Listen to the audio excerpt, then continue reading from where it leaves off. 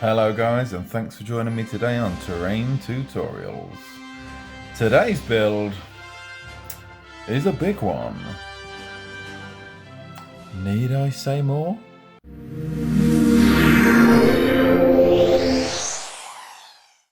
And this is what we're going to be building today. Rivers, scatter, foliage, trees, flock, how to make the individual leaves. And it all starts with this beautiful autumn maple tree. And the absolute best thing about this tree is the colours: reds, yellows, oranges, big punchy colours. And we can transfer these all over the board, bringing it to life, making it visually pleasing to the eye, drawing attention to it. Now, the first thing you're going to want to do is get yourself some wires. Now, I used about 100 for this build, all tightly wound together, and as you can see in this next clip, at the top and the bottom of the trunk, this is where you're going to want to add 2 pieces of wire. As tightly as you can, using pliers, wrap them around that big clump of wires to hold them in place. What this is going to do is when you twist those top sections to make the branches spread out, it's going to hold everything together. And exactly the same at the bottom. It's going to keep the trunk all held tightly together while the roots spread out along the ground, positioning them in a way where it basically needs to freestand, at least for this stage during the build. Now what you're going to do is want pliers. 2 sets. Needle nose, standard, it doesn't really matter. But what you're going to want to do is hold both ends of the wire, twist in opposite directions, and you're going to create this spiral effect. Now midway down, what you can do is move the pliers along to the opposite side, grabbing them again but twisting in the opposite direction. What this is going to do is create more detail on the branches, so when you do apply that glue at a later stage, it's going to seep in between all those little gaps, and then when it comes to the dry brushing process, really make everything pop, not looking quite as uniform, twisting and turning in different directions, really adds character and just really stands out in the build. Once you've had a play and you're happy, you're going to get something like this. Now this actually does look like a weeping willow, and I would be very happy to leave this as is if that's what I was going for. The only thing I would say moving forward is don't cut off too much. You can always cut off more at a later stage after the glue's been applied, but if you cut off too much, adding it on is more difficult because you're just reducing the strength of the overall tree, something that can fall off. At the minute, if this fell off a house, not a lot is going to go wrong with it apart from a couple of the wires being bent, which is easily fixable. I took this to a tournament recently at Warhammer World and everyone was very afraid to touch it, but it is probably one of the most sturdy trees you're ever going to make because it's just made of wire. Now the glue that you're going to want to use for this is a resin based high strength glue. Does it need to be dry clear? No, it doesn't, because we're going to be painting it anyway. I potentially wouldn't use PVA for this just because it is a tiny little bit rubbery when it goes hard, and obviously when you're painting it, if it is being moved around and touched, it could flake or crack, which obviously you don't want. So a formula that's resin based just dries that a little bit more solid and is just going to give you a better overall and sturdy finish. Once you've got your glue, the next thing you want to do is absolutely drown the tree in glue. And I mean drown it. Start at the tips, so the very edges of the vines, work your way down wherever there's wire that's been twisted, whether it being 2, 3, 4, however many pieces of wire, drown those in glue. When you've completely finished, just get a brush and run it very gently underneath all of the branches and vines and everything that you've applied that glue to, just to get rid of the majority of drip marks, but even if there is some, they're easily fixed. Now what I did once I'd finished adding all of the glue, I wasn't really happy with the distance that those roots started, sort of a quarter of the way up the tree, so snipped them off, pushed them down so they were flush up against the trunk, and just added a bit of glue to blend them in, just to make it a bit more realistic, and it just added more detail to the base of the trunk. So guys, next thing we're going to do is build the leaves, and believe it or not, they're really easy to make. But we don't want them green like the majority of sort of standard leaves. We want those reds, yellows, oranges, punchy colours that are going to bring everything to life. Let's do it. Well, I'm back from walking the dogs, but before you can continue, you're going to need to pick up some tissue paper. This has got some gold flecks in it, but it doesn't matter. We're going to be painting it brown. So the cheapest that you can find, it's going to work exactly the same. Now we've got the tissue paper, and as you can see, I've painted it brown, and that's the sort of setup you want. Lots of little dots of orange, and then just get a sponge and go along and start dabbing away to get this sort of stippled, mottled effect all over the brown. As you can see, the top right corner of this, I've done it a little bit more orangey, and then all you need to do with the yellow is do exactly the same thing again, straight over the top of this, and leave, I would probably say 50% of the tissue paper as quite heavily mottled yellow, because when acrylic paint does dry, it loses quite a lot of the colour, and if you want those really bright punchy leaves, you're gonna need to go quite heavily with the yellow, and obviously they're very small, so try to make sure you catch as much as the tissue paper in a mottled effect as physically possible.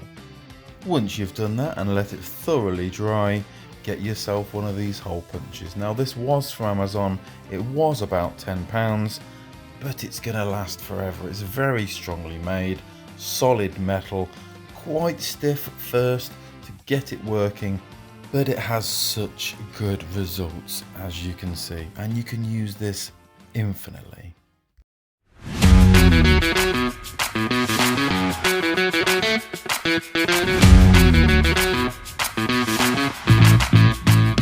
So before we carry on and get more a little bit in depth with the tree and putting on the leaves, I want to quickly talk to you all about this coconut fibre. About £2-3 for this massive bag. Now I think you can get this off Prime, Temu, something like that. Let me just get this is a slightly thicker piece. There's loads of different sizes in here, big bits, small bits. Use it for pretty much anything, bird nests, trees, scatter. If you're making a woodland scenery, something like that, it'll be perfect for some ground coverage. And now this one piece here, so look, I'm going to try. It is extremely solid, considering it's a natural material. And then if you want to bend it, you can just put a little kink in it, give it a little pinch, and there we go. That sticks to the branches. The leaves stick on the end and all the way up the sort of shaft of it. And then at least if it falls over or it gets knocked, it's just going to move these around. It's not going to ever get damaged on the tip. Coconut fibre lasts for about 20 years, and obviously we're not going to be getting it wet. It's not going to be getting damaged in any sort of way or been exposed to the elements, heat and cold. And obviously we're coating it as well, so minimum 20 years at least. But I just thought I'd share that with you because it's probably one of my favourite products to work with. Ridiculously cheap. Loads of different applications you can use it for. So there's a free tip. Coconut fibre. Pick up a bag. You can't really go wrong. And now it's time to put that into practice. And as you can see, all of these have been bent, attached with super glue, and are ready for the leaves. But I will just mention that the easiest way to do this is to place 2 spots of super glue in the 2 locations, or 3 depending on how many bits of coconut fibre we're going to be attaching to that specific branch. Aim the tree so that branch is facing down towards the floor. So when you attach the coconut fibre and have held it for a couple of seconds, it's not very heavy, so it will stay in place and gravity will make it stay in that position.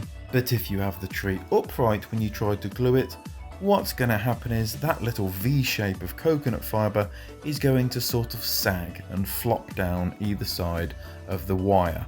Obviously that's not the position we want it in, so I'm just trying to give you those little tips to make it that little bit easier. Now what we're going to do is go back to the resin glue, and what we're going to do this time is apply little tiny spots on the top of every single coconut fibre that we've super glued to the wire. This is to make it blend in, so when we come to the painting step, you're not going to be able to see obvious little V-shaped lines where we've super glued it to the branch. In some cases, if it's quite a long individual piece of wire, then why not run a strip all the way along that wire, and that's just going to dry in a non-uniform sort of pattern, So when we come to painting it, it just looks a little bit more like wood. Now I wanted to add a tree cavity, or hollow as some of you may know it. And the reason for that, it just looks a little bit more realistic, adds a bit more character to the tree. And to do this, as you can see, I've just got a small little circle of that wire, wrapped it around my finger a couple of times and super glued it into place. I then wanted it to blend in with the tree a little bit more, so I've got some little sticks of wire above and below the cavity and just stuck them in a sort of almost uniform pattern, so when I apply the glue it dries the same as the rest of the tree. At this point I thought it would be a good idea just to double check that I'm happy with the layout of everything and where the miniatures are going to be on the diorama, and I am. You can also see in this photo that I've changed the position of the roots. As you can see, they now blend in beautifully with the side of the trunk, coming down to the ground, and it just looks a lot more natural and chunky. At this stage I thought it would be a really good opportunity to show you some resin and how to do streams, rivers and water ripple effects. So from the back of the board, working our way to the front, we've put one in, with a tiny little rock in the middle which the water is going to part and make its way around, and I'm going to show you how to make that more realistic and again more visually pleasing. But before we do that, we've got to prep the rock faces. Now, what I always do is get a bead of the glue, whether this be Mod Podge, PVA, or the resin glue that we have been using, and put it all the way along where the cliff face meets the floor. The reason for this is that we're going to add bigger rocks, and then a mixture of sand and slightly smaller stones, and run it all the way along. And what this will do, it will break up the differential between the rock face and the ground cover, and it will just make it all blend in. So when we do come to adding the colour, we do everything in brown, including the stones, and then concentrating just on the rock faces, we highlight in a dark grey and work our way all the way up to white, where the light will be bouncing off the very tips and the furthest outreaches of the cliff face. When it comes to painting the tree, if it's going to be a base colour of brown, which the majority will be, I would recommend using the same colour that you use to base coat the rock faces and the rest of the board. The main reason is that it just ties everything together and makes everything look like it's come from the same area of terrain. And the time has come to start adding the leaves. Now, while doing this, I would recommend listening to music, maybe the All Manner of Games podcast or Entmoot or whatever gets your blood flowing, something interesting that's going to try and help you not go absolutely insane from putting on individual leaves to a tree. But I'm going to show you the best method that I have found after painstakingly putting on those 1,000 leaves or so. And I'm going to show you right now. Let's do it. Now, speaking from experience, guys, please do not attempt to do this all in one go, because you're not going to be able to. Set yourself a target of a small area with about 5 or 6 branches, which is probably going to take you 30 to 40 minutes, maybe more, and then just say to yourself, that's all I'm doing tonight. I'm putting it away and I'll come back to it tomorrow or at the weekend or wherever it may be. Don't set yourself unrealistic targets and just don't give up. It is worth it in the end.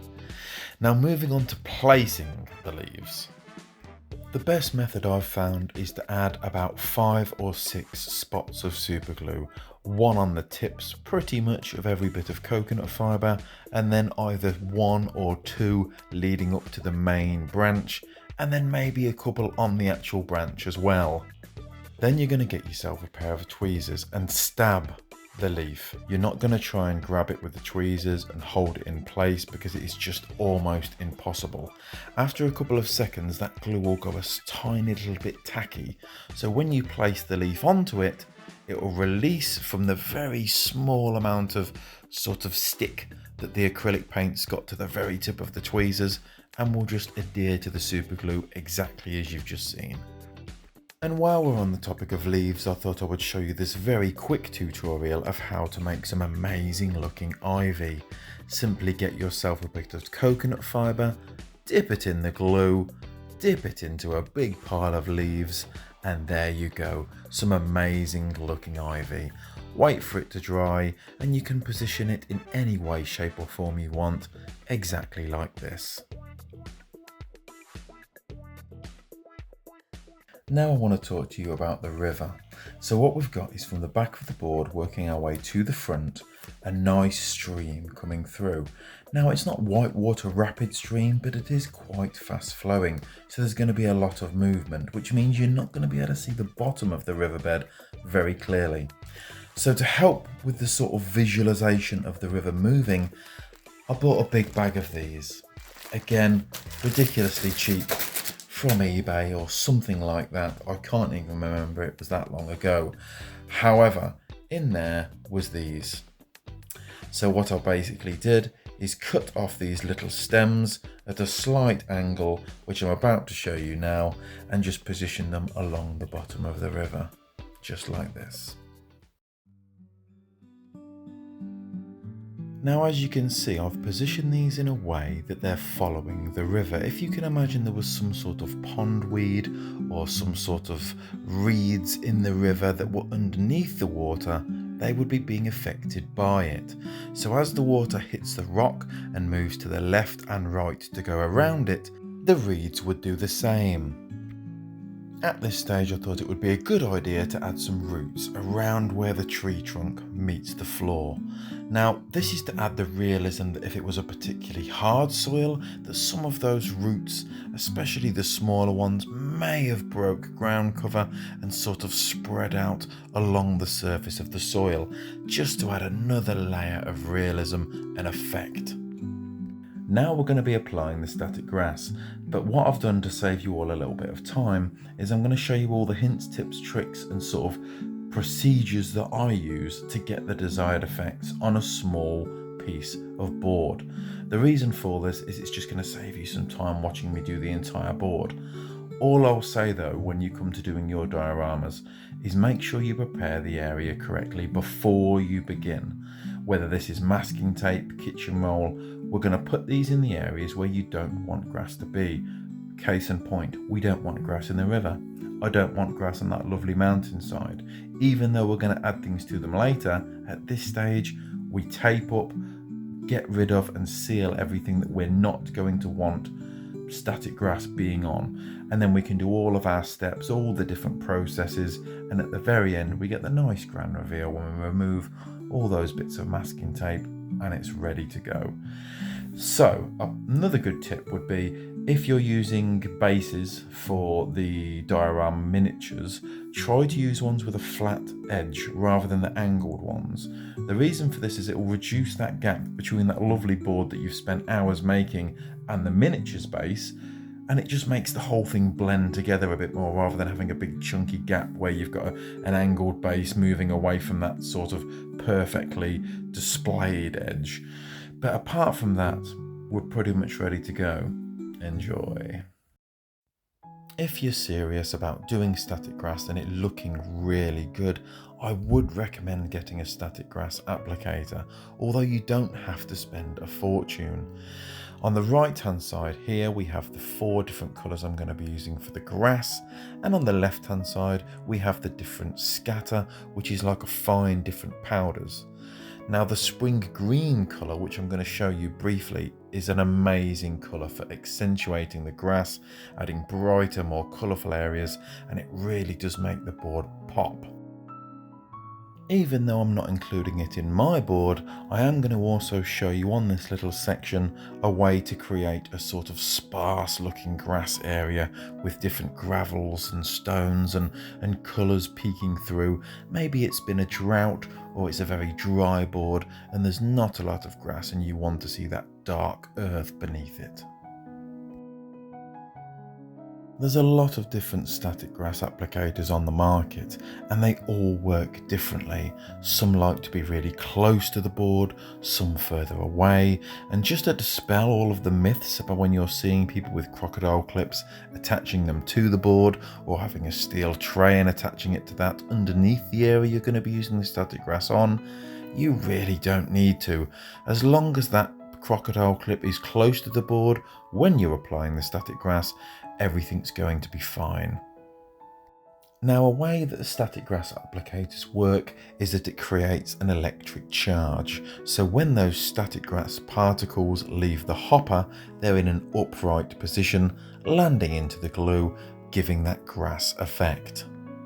I use a product called Mod Podge, which is the same material I'm applying here, and I'm mixing it 2 parts Mod Podge to 1 part water. When it does dry, it doesn't reduce quite as much as PVA, and I just feel like it has a lot better bond. And that's why I use it in most of my buildings and applications, even for static grass. The general sort of rule when applying static grass, which I too follow, is you apply your lightest colour first, then your darkest, working all the way back up to your lightest once again. It just seems to have the best looking realism, and obviously for this first layer you don't need to go crazy, and in fact on every layer you don't need to go crazy, because we're going to be doing a lot of layers, and shortly there's going to be a step where we're going to create those mounds, nettled areas, sort of clumps of grass that have grown to make it a lot more like a meadow. So what you can see me doing here is using a hoover. Now the reason for this is it will pull off any of the grass which hasn't quite stuck to the glue, and as you can see it's pretty sturdy. The only tiny little bit that did come off is why I accidentally scraped it with the hoover, but this also helps the static grass stand on end. Now you can see me applying that matte varnish, and the reason for this is to help bond what's currently down on the board, but also give adhesion to the new layer of static grass we're about to apply. Here you can see me applying the second green colour, which is quite a considerable difference to the first and quite a lot darker.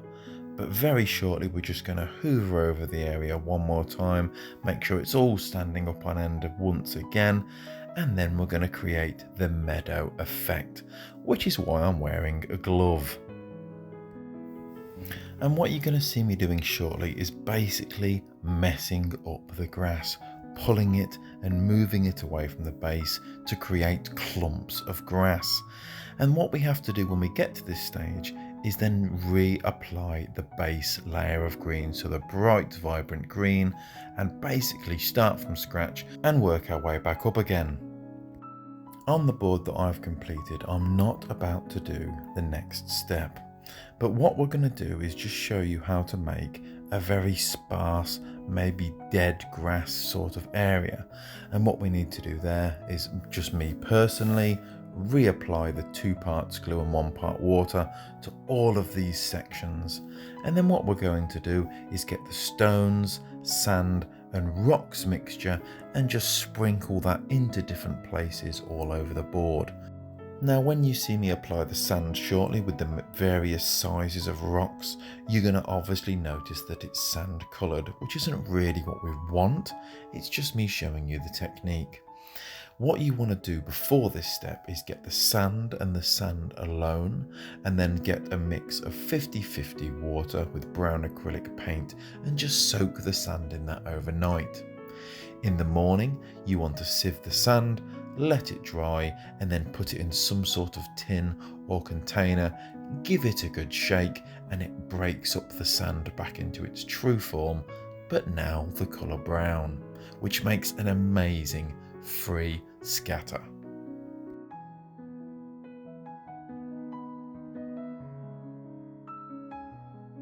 As you can see, I'm only applying this sand and stone mixture very sparsely in certain areas because we've still got to go back in with the static grass, and at this stage, if we were going to be doing a sort of dead or dried area in all of these patches around where we've got stones and sand, which is obviously going to be the colour brown, we would use a darker coloured static grass.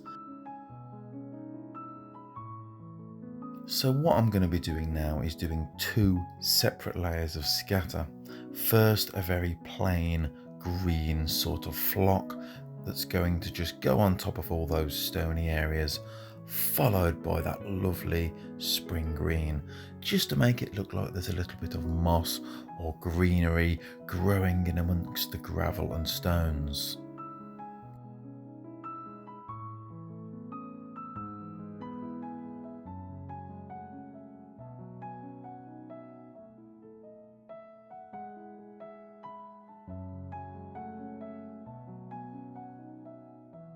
Now what I would be doing here is doing the lighter green once again, followed by the darker green, which is going to highlight all of those little areas around the rocks, and that would basically be it done.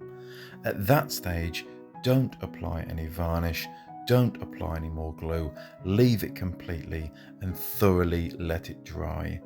The next day, when you come back to it and you turn it upside down, potentially using the hoover on it again, all of the static grass around those little rocky areas will just come away, revealing all of those stony, mossy, weedy, sparse areas of stone and gravel. Now, like I said, if you were going for the sort of sparse, gravelly, dead sort of area, you'd be using a very dark green now, and then after that had been applied, you would be letting it dry thoroughly before doing anything else, hence the prompt. But because I'm showing you the techniques for the board which I've built, we're ignoring the fact that I've even added those stones and bits of sand to it and continuing as if it was going to be the board that I'm creating with the meadowy effect. And as you can see now, all those little clumps which we pulled and brought together have created a very 3D effect now, and like clumps of grass which are now popping up in random places over the board. Now what I've done is just applied a dark patch in the very bottom left, a very small amount in the top left, and the right hand side pretty much solely in that dark green. And now what I'm going to do is just blend that in with the top layer of grass colour. So leaving the very edges brown and just hitting the very inner bits just to blend it in so it's not that clear breaking line from dark green to light green. And then obviously, as this is pretty much the final step, we're going to use the hoover and make sure everything is sticking up as far as possible. It's worth noting at this stage that if you wanted the meadow to be even bigger and larger clumps of nettles, potentially even moving around the grass to create almost like shrubs and bushes, then you could do so and maybe heavily accentuate those areas with different coloured flock. Me personally, I like to use clump foliage for this because you can clearly see the difference between the grass and the bushes.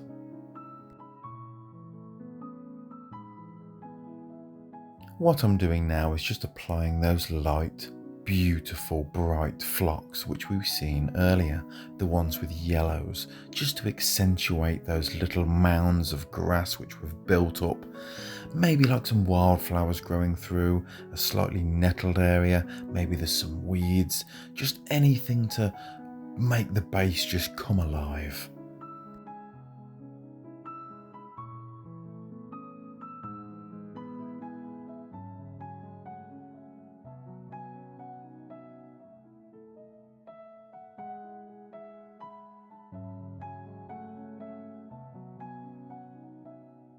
And now that final step's complete, all we're going to do is just add a bit more of that varnish to seal everything in place.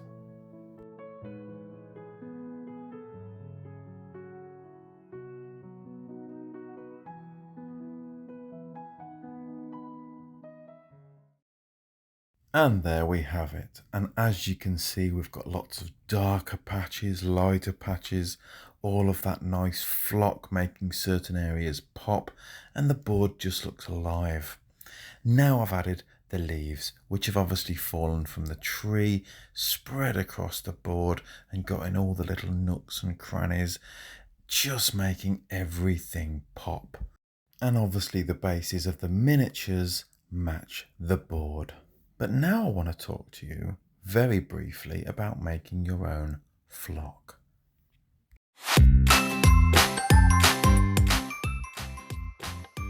And all you need to make this is some old sofa sponge. First thing we're going to do is wash it, then rip it into inch square cubes, throw it into a blender half filled with water, and there you go.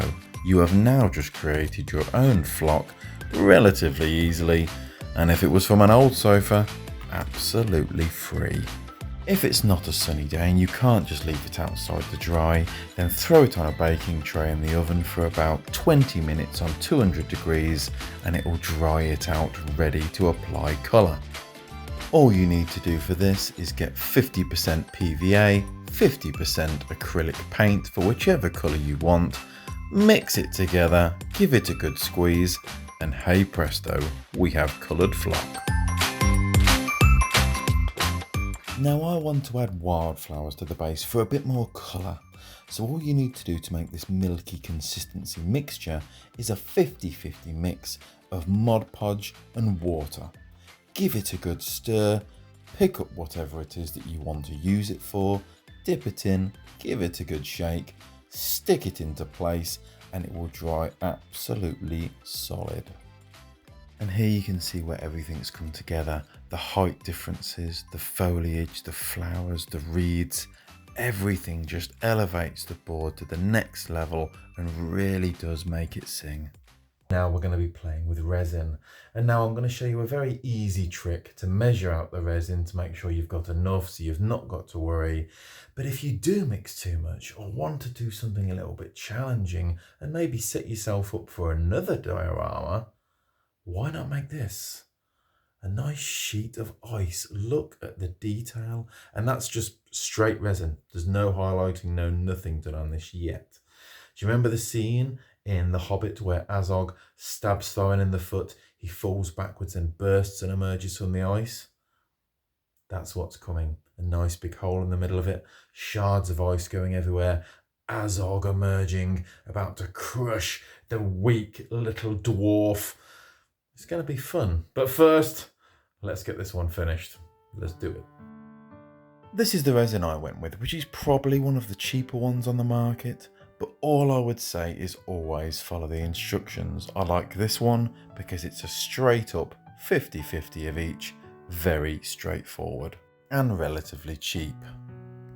Have a look at the area that you want the resin to be in and fill it with water. Once you've done this to the height and depth that you would like, pour all of that water very carefully into one of these cups. All you need to do then is keep pouring the water from one cup to another until you've got an exact 50-50 amount in each. Mark the cup with a pen so you know where to fill it up, and hey presto, you've got your 50-50 measurement with the exact right amount of resin. Now very briefly on resin. Please don't cut corners. Follow the instructions to the letter. Don't think, oh, that's mixed. It's been a couple of minutes, it's fine. It probably isn't. It's a very thick, gloopy mixture. The other reason I like to use disposable cups is because I chuck them away afterwards. I know it says wash your utensils with soapy water, but honestly, that stuff is deadly. If you get it on your missus's tea towel, it's getting binned and you're in big trouble buying her a new set of tea towels. So just take your time when you're doing it, guys. Follow the instructions. Make sure you mix it well. I use a drill because I like to get it really, really well mixed.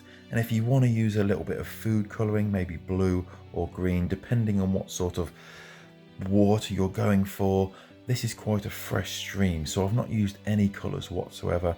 But again, I'm going to be highlighting it quite a lot with white, which we're going to do now. Let's go.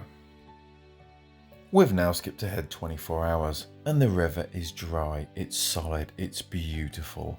All we've got to do now is add the ripple effects, the little bit of waves going up against the rock and curling around it. But this is the stuff you want to use to do that. Gel Brilliant Gloss Gel. It is absolutely amazing, and this is how it goes on. To get these effects, just use the back of a paintbrush and move the gel around exactly as you'd like it. You're basically just going to paint all of the flat area in a very thin coat. I've done it a little bit thicker because I want this to be quite a fast flowing river and get all of those nice ripples and waves going through it, as you can see. We've used the gloss and pushed it up against the rock where it's crashing into it, And then the opposite side, you can see there's that V shape, which is where the water would be coming around the rock and then colliding back together again. Obviously when this dries, it does die down a little bit, but you could add more layers, build it back up again, especially if you're doing a heavy sort of white water rapids. You could keep going and going because this does dry perfectly clear. Now if you look on the left hand side of the rock, you're going to notice that gel really does reduce. But you could always build this up again and just keep going and going and going, especially if you wanted to create a really heavily white watered area. And all I've done is gone in with a bit of white afterwards, very light dry brush, and just accentuated all of those little areas where the water's crashing up against that rock, and then the other side where it's that V shape and the water's coming back together again before making its way downstream.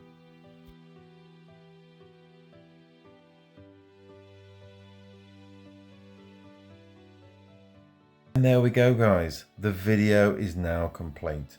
All I want to say before I let you go is if you found any of this useful, even if it's just inspired you a little bit, you've learnt a new little technique or trick, please like, comment, share, subscribe, send this to a friend if you think they're going to get any benefit out of it at all. Anything you want me to expand on, put it in the comments. I'll do my best to respond. But apart from that guys, it's been an absolute pleasure. Thanks for watching. I'll see you on the next one.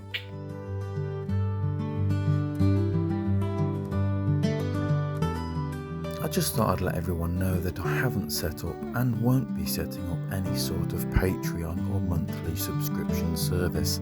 I want this to be a community-driven channel which is absolutely free of charge.